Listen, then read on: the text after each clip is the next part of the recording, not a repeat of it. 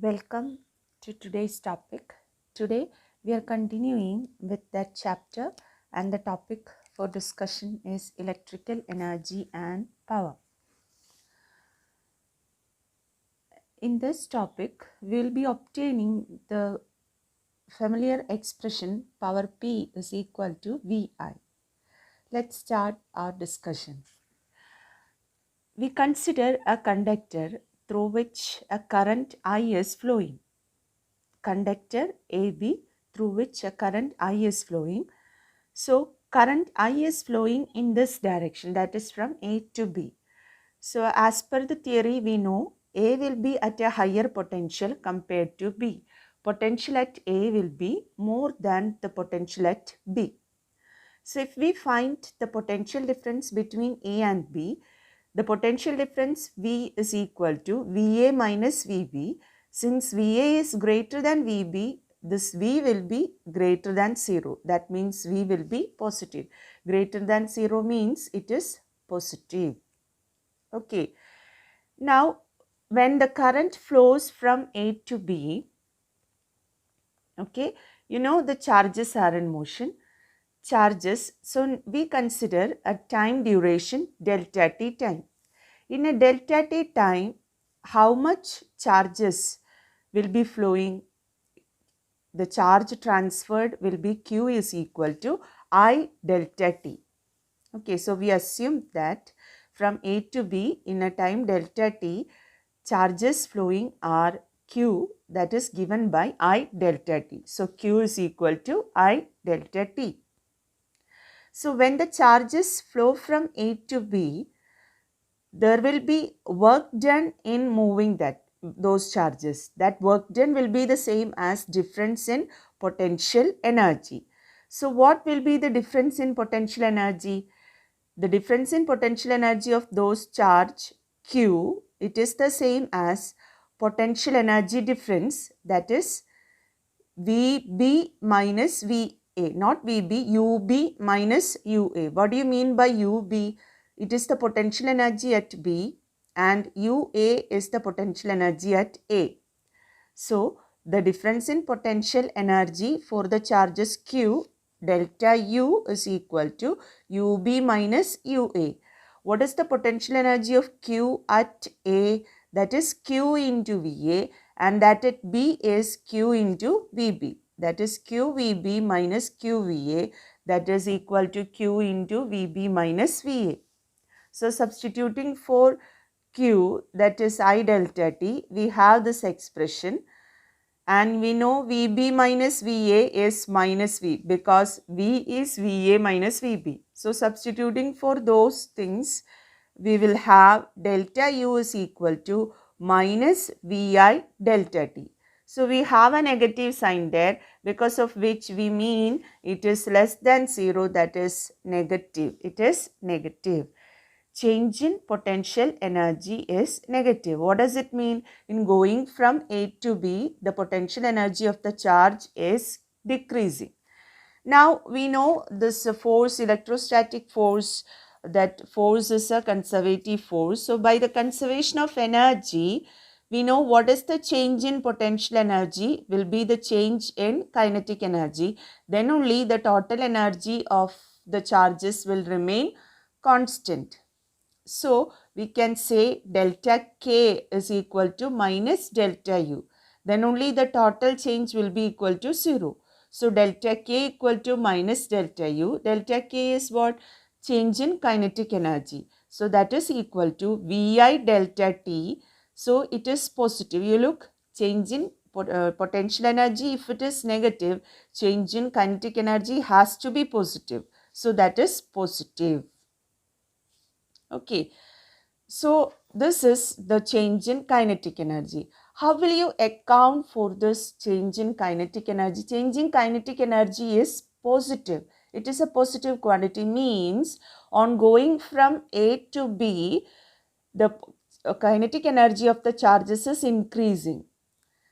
So when it reaches the end B, it will have a huge amount of kinetic energy. Is that the case? See, that would have happened if the charges were flowing without any what disturbance from A to B. But actually, when the charges are moving from A to B, they are not getting continuously accelerated, isn't it? Because during their motion, actually, they are making collisions with other electrons and also with the positive ions. And during those collisions, the thing is this, the extra energy, so this kinetic energy is gained by the electrons due to this movement. Okay, so that kinetic energy gained by the electrons is lost during that collision with positive ions. So when the electrons, when they move from A to B, actually they are not having a free path from A to B as on a road. It's not having a free path. In between they are making collisions, and during those collisions they lose that kinetic energy. So who gains that energy lost by the free electrons? That energy is gained by the positive ions. So actually the positive ions, that means that atoms, they are in a bond actually. Okay, in a crystal lattice, they are tightly bound actually. So when those bound atoms or ions, when they get that kinetic energy, what will they do? They cannot sit simply by gaining energy. So they will be vibrating about their mean position.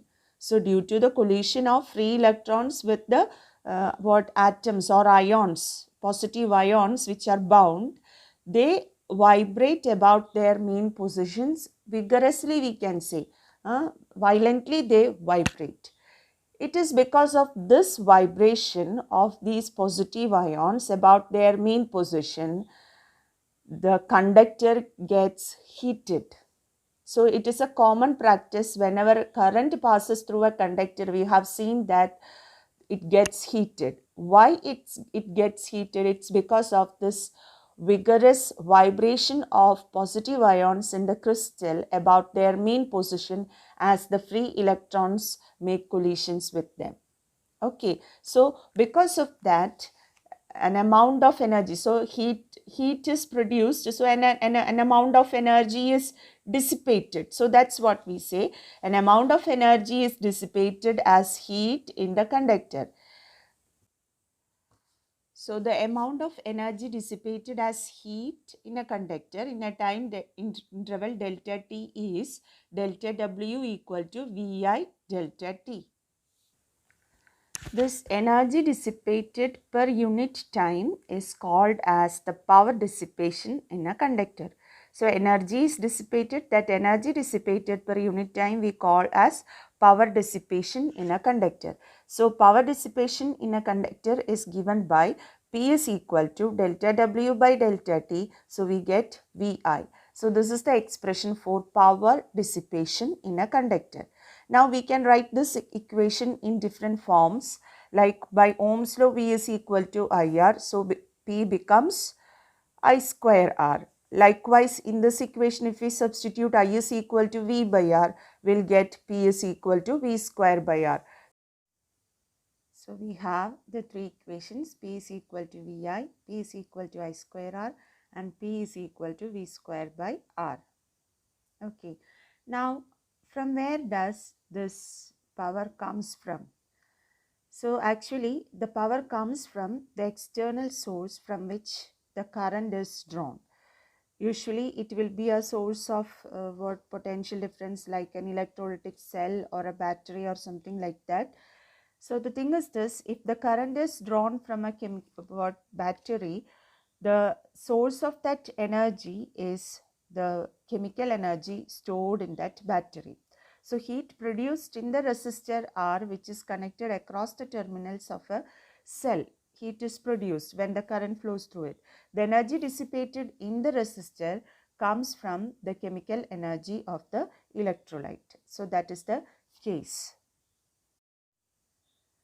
Now these equations have got important application in long distance power transmission. We know that electrical power is transmitted from the power station to the home, houses, to the factories, etc., which are at long distance through transmission cables. The transmission cables which we saw between the posts and all, electrical posts, we can see. So through the transmission cables, this power is transferred.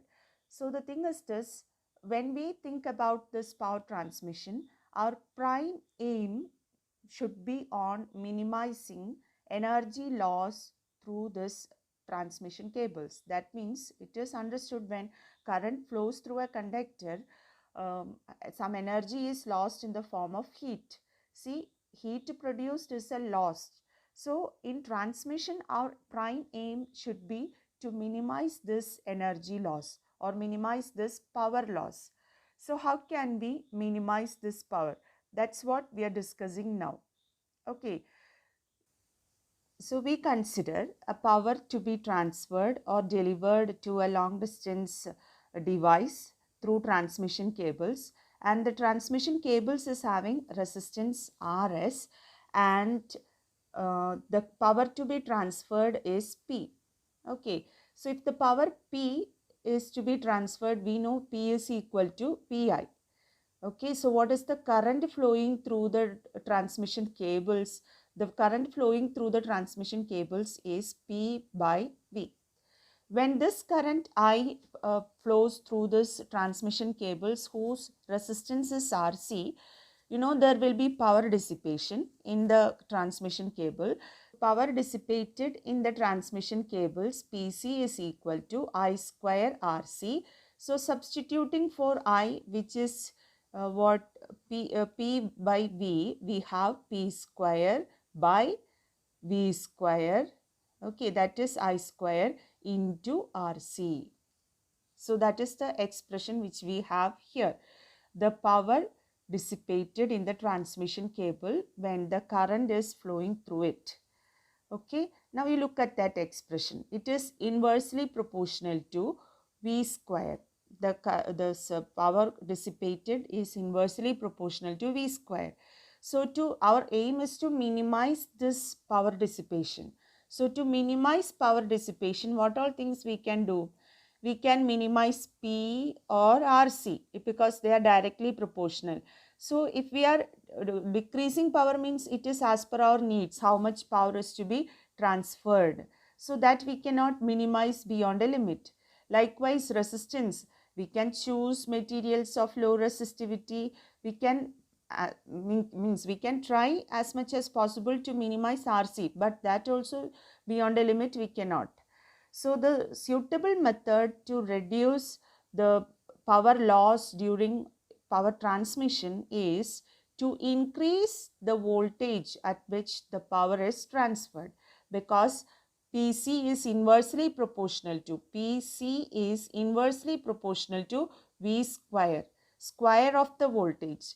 So as the voltage at which power transmission takes place increases, the power dissipation in the transmission cable decreases. So that is why in long distance power transmission, power is transmitted at very high voltages. You might have heard of 11 kV lines, 336 kV lines, like that. Long distance power transmission is carried out at high voltages. But when it reaches our home, it is reduced, that is to 230 volt. When we are getting only to 230 volt. So this is how. So power production and transmission is done at very high voltages, and before giving to domestic purposes though. So when the KCB gives it for domestic purposes, they reduce that voltage in different stages using step down transformers. So in the distribution network in nearer to your houses and all, you can see transformers. What is the role of transformer? Actually, that role of transformer is to reduce the voltage. Actually, that reduction is done in different stages. Okay, final reduction is done in that nearby transformer. So that is about the theory in transmission of electric power in long distance power transmission. Okay. Heating effect of electric current. We already discussed that when a current flows through a conductor, the conductor gets heated. How it is getting heated, that we already discussed. This heating of conductor when a current passes through it is known as heating effect of electric current. We already obtained an expression for this heat produced in a conductor. That means when a current passes through a conductor for a time delta T, we obtained the heat energy dissipated as Vi into delta T. So here we are writing T instead of delta T. So when a current I flows through a conductor kept across a potential difference V for a time T, the work done or the potential energy spent is VIT. The potential energy decreases. We said that loss in potential energy only VIT, that is lost as what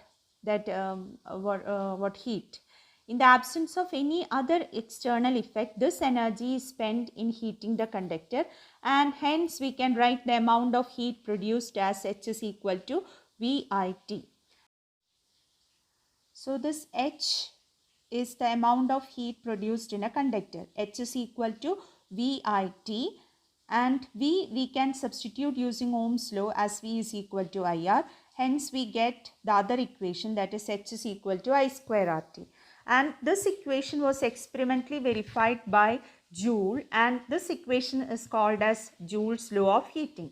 So according to Joule's law of heating, the heat produced in a conductor due to the flow of current through it, it is directly proportional to square of current and directly proportional to resistance of the conductor and directly proportional to the time for which the current is flowing through the conductor. All these things you have already studied in 10th standard, and there are many applications of this Joule's law, that is electric heaters. All the heating devices like electric press, that is iron box, heater, toaster, all those devices make use of this heating effect of electric current. And the main heating element we use in these heating devices, it is nichrome, which is an alloy of nickel and chromium. And why we use nichrome? It is because of this reason that its resistivity is very high. That means specific resistance of nichrome is very high, so that without oxidation it gets heated to high temperatures. So that point also is to be noted. It doesn't get oxidized easily when it gets heated. That is why nichrome is used as the heating element in all the heating devices. Another device we use is, you make use of this heating effect is electric fuse. Electric fuse, it is a safety device or a safety measure which is connected in electrical circuits, even in houses. So in old days, that means some years back, 20-30 years back, mainly fuses were used in household electrical circuits as a safety device. Now it consists of a wire which will melt very easily, whose melting point is very less. So if the current exceeds a certain value, that fuse wire will melt, and that way it will safeguard the devices in the circuit or in that room or something like that. Nowadays, instead of electric fuse, we use circuit breakers are used. This thing you may be seeing in your house, circuit breakers, that ELCB also you may see. So instead of fuse, this type of fuses, we are using this type of electric circuit breakers. Okay. And another device which make use of heating effect is electrical lamp. Electric lamps were used earlier. Nowadays we are not using incandescent lamp, we are using CFL, or nowadays mainly we are depending on LED bulbs. And this incandescent lamp, it consists of a tungsten filament. I think you have studied all these things in 10th standard, whose melting point is very high, so that it will not get melted easily. And this tungsten filament is kept inside a glass bulb and is heated by the current.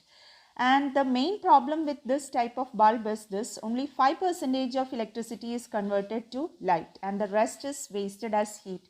That is why no one is using incandescent lamps nowadays, because waste of energy. Okay, nowadays we use which one? LED bulbs and all. Electric discharge lamps, electric welding and electric arc also utilize the heating effect of current. Now we can see many more applications of heating effect. So once again, what are the equations for heat produced? H is equal to VIT, H is equal to I square RT, and one more equation is there, H is equal to V square by R into T. Just multiply that power terms, no? Those three terms, three equations we have multiplied with T. You will get the three expressions for heat produced in a conductor. Now, combination of resistors. Resistors can be combined in two ways, as we discussed in the case of capacitors, in series and in parallel. Let's discuss one by one. When two or more resistors are connected end to end consecutively, they are said to be in series. And according to the law of combination of resistances in series, the effective resistance is equal to the sum of individual resistances. That means R is equal to R1 plus R2 plus R3 plus etc. plus Rn. Okay. Now, when a number of resistors are connected in series, see, the potential difference across each resistor will be different.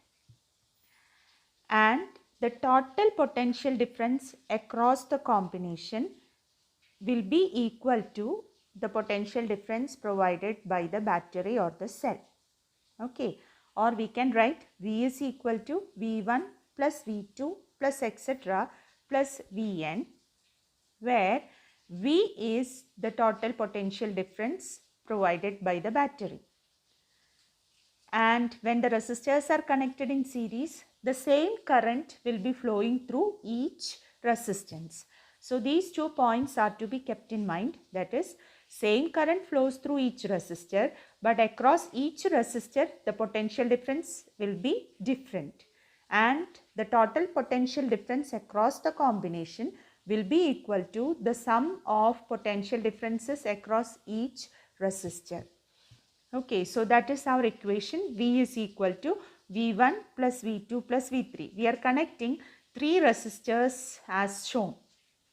Okay, so V is equal to V1 plus V2 plus V3, where V1 is the potential difference across R1, V2 is that across R2, and V3 is potential difference across R3, and V is what I told, the potential difference provided by the battery.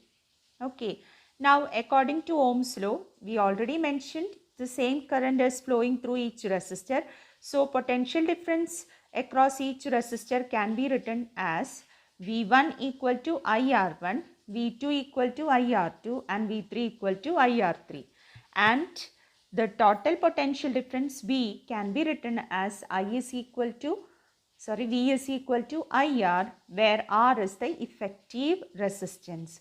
So substituting all these things in that equation, we will get R is equal to R1 plus R2 plus R3. That is, the sum of, or the effective resistance is equal to the sum of individual resistances, and this equation can be extended to any number of resistors connected in series. So the effective resistance is larger than the largest. That point also is to be noted. That is, when the resistors are connected in series, effective resistance increases and the effective resistance is larger than the largest of individual resistances. Now, when the resistors are connected in parallel,